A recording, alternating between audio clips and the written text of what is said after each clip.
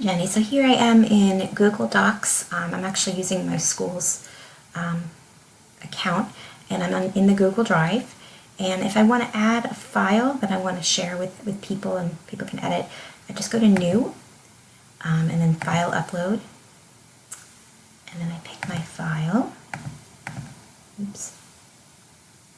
Okay, and over here I can see my file, and then I click on it.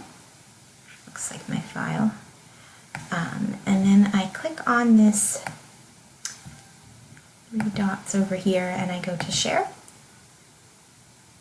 And then type in, can edit and people that I want to share with and so on. And then send, and then it's pretty much in the Google Drive there and it's in Word form. If that answers your question, or if that doesn't answer your question, let me know. Have a good night.